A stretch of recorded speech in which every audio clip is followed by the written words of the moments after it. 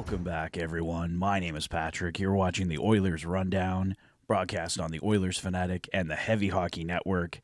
The Edmonton Oilers, as we know, coming off a huge 3-2 victory over the Anaheim Ducks last night. It was looking pretty dicey, as I reported in the Fanatic Rundown last night. The Anaheim Ducks hitting a goalpost late in the third, and then moments later, Leon Draisaitl picking up the game winner for the Oilers as they get a little bit of revenge over the Anaheim Ducks following a 5-3 loss last weekend. So the Edmonton Oilers, no time to rest though. They're right back at it tonight at 8 p.m. against the Seattle Kraken in Seattle. So have a few things I wanted to go over with you guys today before the hockey game. Let's start with a little bit more love for Leon Draisaitl. Leon Draisaitl scored his NHL-leading 28th goal, his NHL-leading 21st even-strength goal, and NHL-leading 9th game-winning goal in the Oilers' 3-2 victory over a pesky Ducks squad. Draisaitl now has a 13-game point streak, 11 goals, 14 assists for 25 points. The Edmonton Oilers are now 13-3-1 in their last 17 games played. Heavy Hockey's Eric Friesen adds, Draisaitl also records his 907th career NHL point, passing Glenn Anderson for the 5th most in franchise history. So I don't know what more we can say about Leon Draisaitl at this point. He's having a season for the ages, leading the Edmonton Oilers in every single way, and as I just keep repeating, it's just amazing to see. I also wanted to quickly touch on the Jonathan Toews reports that he may be making a return to the NHL this season. It could be delayed till next season, but Jonathan Toews is close to a possible return. Right now, insider Frank Saravalli is linking Jonathan Toews to the Toronto Maple Leafs, Colorado Avalanche, and Winnipeg Jets. There are no reports linking Jonathan Toews to the Edmonton Oilers. We can see a possible link with Stan Bowman being the Oilers' general manager, but I think the Oilers have enough veterans in their bottom six right now, and they're going to be trying to make room for multiple players here, as we're going to talk about. Right now, I do not see him being connected to the Edmonton Oilers. So next up, I want to talk about two of the Edmonton Oilers prospects and the possibility that they may be joining the Edmonton Oilers in the very near future. Carmen Gill posted this report on X yesterday. Bob Stauffer suggested on Oilers Now earlier that he believes Noah Philp may get called up by the end of January, and Carmen would also like to see a call-up for Matt Savoie as well. Now, reports of Noah Philp coming up from the Bakersfield Condors are nothing new. Bob Stauffer has been talking about this since the summer. I think he's the perfect fourth-line center for this team, so he'll be a lot easier to fit in than some other guys that we're going to talk about in a moment, but I would not be surprised at all to see Noah Philp come up here.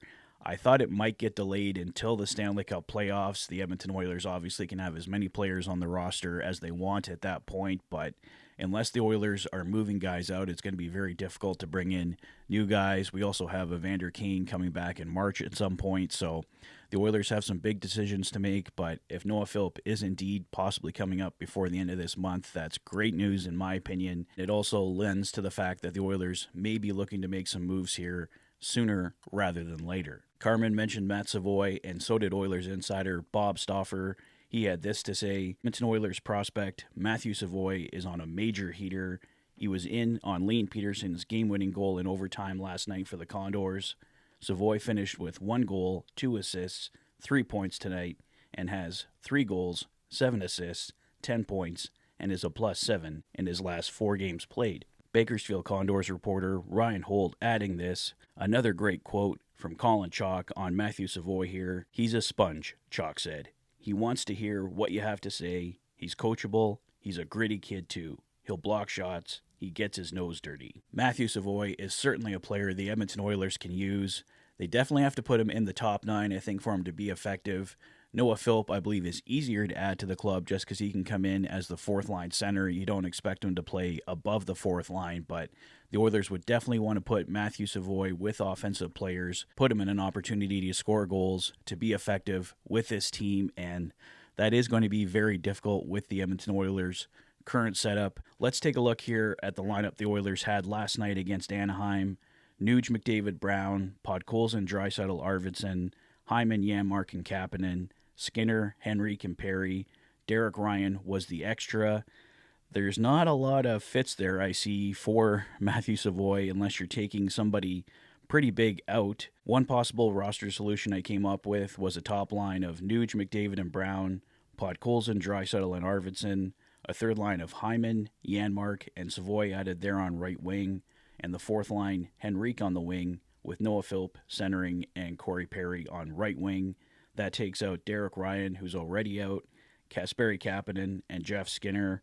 Those guys either traded or moved down to Bakersfield. Jeff Skinner trade, like we've talked about a lot here, I think is coming for the Edmonton Oilers. I liked him on the fourth line last night with Henrique and Perry. He looked good, but ultimately the Oilers probably don't want a $3 million guy on their fourth line. I don't know. We'll see what happens there.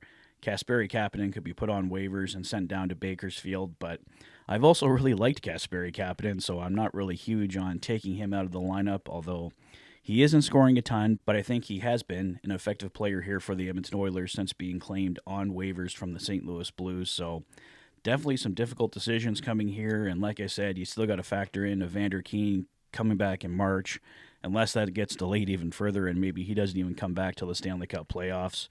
Who knows? And certainly Matt Savoie could come up just for an audition until Evander Kane is ready to come back, and then you send Savoie back down to Bakersfield until the playoffs. But obviously, the great part about all this is that the Edmonton Oilers have options, and there's many different things they can do here. So it will be interesting to see what happens here in Oil Country over the coming days, weeks, and months as the Oilers look for that perfect lineup heading in to the Stanley Cup playoffs. Focusing back on tonight, as the Oilers get set to take on the Seattle Kraken, I thought I'd read you guys the following from the Oilers' official website pregame report, as it features some very interesting points. After the Oilers had their 7-game winning streak against the Ducks snapped last weekend, the Oilers can become the first team in NHL history on Saturday to defeat the Kraken 7 times in a row, with their run against Seattle being their second longest active winning streak over a single opponent. The Pittsburgh Penguins are first at 7 games. Leon Draisaitl will carry a 13-game point streak of 11 goals and 14 assists into his team's matchup with the Kraken, who he's dominated over the last 10 meetings with 23 points, 5 goals, and 18 assists. Both Leon Draisaitl and Connor McDavid have as many points individually as the combined total of the Kraken's top-scoring pair of Jared McCann and Oliver Bjorkstrand. The Kraken are 0-4-0 this season against teams playing the second of back-to-back games. As far as the lineup goes for tonight, the Oilers just announced they have recalled D-man Josh Brown from Bakersfield. This may just be precautionary as the Oilers are headed out on a 4-game road trip, but we should find out later today if there is something more to it. With the Oilers playing back-to-back, I'm expecting Calvin Pickard to get the start tonight, but otherwise, unless there is an injury, I think we see the same lineup against the Kraken. If there is news or changes, I'll put out a video or short letting you guys know later this afternoon. So I think that's all I have for now, guys. Let me know your thoughts on Matt Savoie, Noah Philp, the lineup for tonight. What moves would you make? Who would you bring up? Who would you take out? Let me know all your thoughts in the comment section below. If this is your first visit to the channel and you like what you see, please consider liking and subscribing for all the latest Oilers content. You've been watching the Oilers Fanatic. Thanks for being a fan.